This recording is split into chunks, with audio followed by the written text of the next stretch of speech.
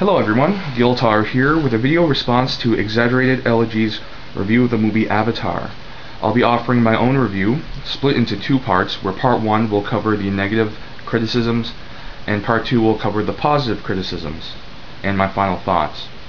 I will be getting into some spoiler information, so if anybody watching right now hasn't seen Avatar yet, you probably want to see the movie first and then come back to this video afterwards. For some basic details of the movie, it is both written and directed by James Cameron. It stars Sam Worthington, Zoey Saldana, Sigourney Weaver, Stephen Lang, and Giovanni Ribisi.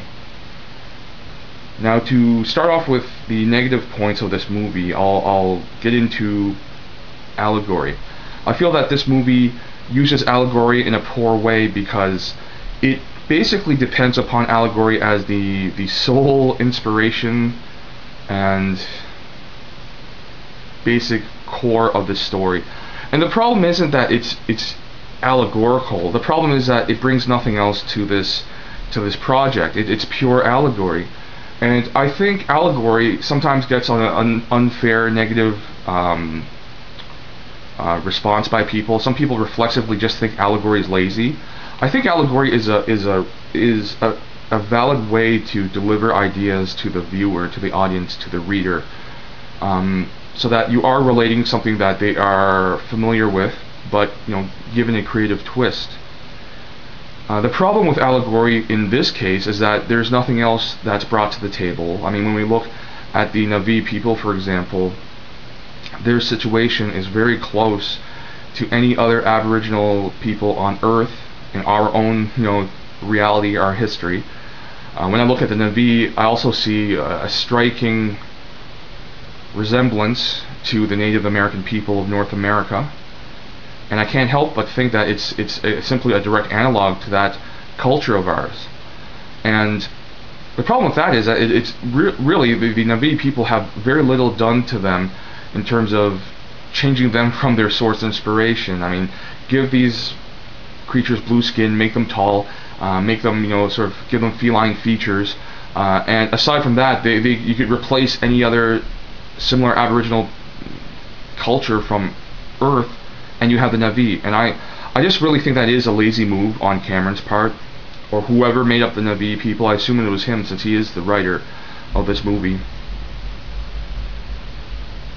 Another point of criticism is that it is quite cliche. The movie itself doesn't offer anything different in terms of even the structure itself is quite formulaic, culminating in the end of the movie, where essentially Sam Worthington's character, Jake Sully, gets basically a ridiculous reward. Essentially, he becomes a Na'vi. He's able to live with the woman he loves, or the Na'vi he loves. He regains mobility in his legs. It's quite easy. I mean, he just basically does a consciousness transfer from his body to this avatar body of his, and that's it. I mean, the movie is just really unchallenging on every level. And that sort of ties into my next point of criticism, where it is a movie that relies solely upon sentiment to appeal to the audience. All it does is really tug at the heartstrings. There's nothing thought-provoking or subversive introduced to us through the story. And why I think this is something important, despite a lot of people will probably offer a counterpoint of, this is simply a movie to have fun in. Some people will probably go to the extent of saying, well, you can kind of dumb yourself down and shut off your brain and just enjoy the ride for the nearly 3 hours that you have to spend to watch this. I disagree, because despite this movie being a fairly typical big budget blockbuster mainstream film, first of all, we're dealing with James Cameron, who is no slouch in the creativity department. I think some people may criticize him because of their perception of the movie Avatar, but I think he's not a bad director or creator by any means. It would be unfair to say that. On the other hand, it's not so much this movie sort of let me down in terms of what I expected from James Cameron. It was more the fact that it's a science fiction movie, and I do feel that the science fiction genre provides an excellent platform and canvas for creators to bring and introduce thought-provoking ideas, intellectually challenging notions, and subversive concepts to the audience member, to the viewer. And when that happens, when you're able to bring that to the story, you can actually persuade a viewer, an audience member, to interact with you. The movie itself will no longer be a simply passive experience if the viewer actually has to, for even a single moment, consider their own notions and established beliefs and reassess them, even if it's for a split second. Then I think the story really becomes something more than just simply fodder for the brain and disposable entertainment. And when that happens, I think it's a wonderful thing. I mean, there are a lot of movies that dip into allegory, that dip into cliche, and that also appeal to the emotions of the viewers. But I find that the main fault of Avatar is that each of those areas, Avatar heavily goes into. It's totally allegorical. It's filled with cliche. It's quite predictable, and again, the story, the structure is so formulaic. It's by the numbers. And again, we're getting to sentiment. There's nothing that can persuade the viewer on an intellectual level to invest themselves in the Na'vi. And part of that problem is the fact that this story offers up a quite straightforward premise of the mining operation. People, the humans, the Earthlings, are quite obviously without any redeeming value. They're all immoral people, violent, brutal, murderous, and in many cases sociopathic, in my opinion. Whereas we're showing the Na'vi as a remarkable culture, spiritually healthy, pure, virtuous, and essentially there's really no fault with the Na'vi culture as far as we can see. The planet's great. We see these very threatening animals, but even then it's offered up on the plate of it's the cycle of life. It's only natural. They're not doing it maliciously. We're shown that in one of the first scenes we see a Na'vi in, where Neytiri, Zoey Saldana's character, rescues Jake Sully from these cat-like, panther-like creatures, but at the same time she dislikes him for forcing her hand, because they were just, these animals were doing as they should, and Jake Sully's the one who initiated the chain of events that would lead to their deaths, unnatural deaths, because they weren't killed for, I guess, hunting or whatever, or in a confrontation with a fellow animal of this planet.